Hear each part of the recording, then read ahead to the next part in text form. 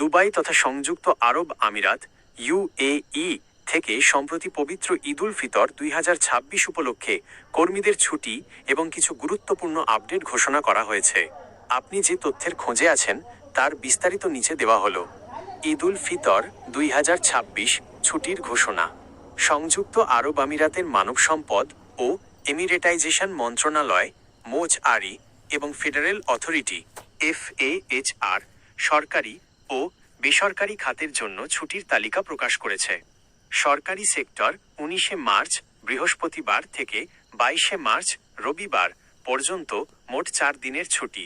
বেসরকারি sector 19 March বৃহস্পতিবার থেকে 21 মার্চ শনিবার পর্যন্ত ছুটি নিশ্চিত। তবে রমজান যদি 30 দিনের হয় তবে ছুটি 22 মার্চ রবিবার পর্যন্ত বৃদ্ধি পাবে। অর্থাৎ বেসরকারি কর্মীরাও টানা 3 থেকে 4 দিনের ছুটি পাচ্ছেন। বোনাস ও বেতন। দুবাই সরকার ইতিমধ্যে তাদের সরকারি কর্মীদের জন্য ঈদের আগে আগাম বেতন দেওয়ার ঘোষণা দিয়েছে, যাতে তারা স্বচ্ছন্দে ঈদ উদযাপন করতে পারেন। অনেক বেসরকারি কোম্পানিও তাদের নিজস্ব পলিসি অনুযায়ী বোনাস বা উৎসব ভাতা প্রদান করছে। ফ্লাইট ও ভিসা আপডেট 2026। ফ্লাইট এবং ভিসা নিয়ে প্রবাসীদের মধ্যে অনেক গুঞ্জন থাকলেও বর্তমান পরিস্থিতি নিম্নরূপ। 1. ভিসা পরিস্থিতি।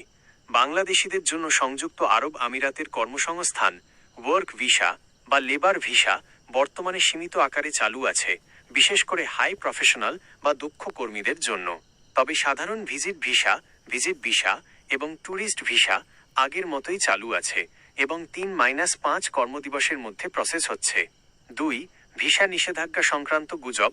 সামাজিক যোগাযোগ মাধ্যমে মাঝে মধ্যেই বাংলাদেশিদের জন্য ভিসা পুরোপুরি বন্ধ এমন খবর ছড়ায়, যা সঠিক নয়। সংযুক্ত আরব আমিরাত বা বাংলাদেশ দূতাবাস থেকে এমন কোনো আনুষ্ঠানিক নিষেধাজ্ঞার খবর দেওয়া হয়নি। তবে কিছু ক্ষেত্রে ক্যাটাগরি ভিত্তিক যাচাই বাছাই কঠোর করা হয়েছে। 3. Flight update. ঈদ উপলক্ষে ফ্লাইটের চাহিদা বেড়ে যাওয়ায় বিমান ভাড়া স্বাভাবিকের চেয়ে কিছুটা বৃদ্ধি পেয়েছে, তাই আগেভাগে টিকিট বুক করার পরামর্শ দিচ্ছেন ট্রাভেল এজেন্টরা। আপনার জন্য টিপস। আইন মেনে চলুন। আমিরাতে যে কোনো ধরনের আন্দোলন বা বেআইনি জমায়েত কঠোরভাবে নিষিদ্ধ। Visa check. আপনার ভিসার বর্তমান স্ট্যাটাস জানতে সবসময় অফিসিয়াল ICP বা GDRFA পোর্টাল ব্যবহার করুন। আপনি কি বিশেষ কোনো ক্যাটাগরির ভিসা বা নির্দিষ্ট কোনো এয়ারলাইন্সের টিকিট সম্পর্কে জানতে চান?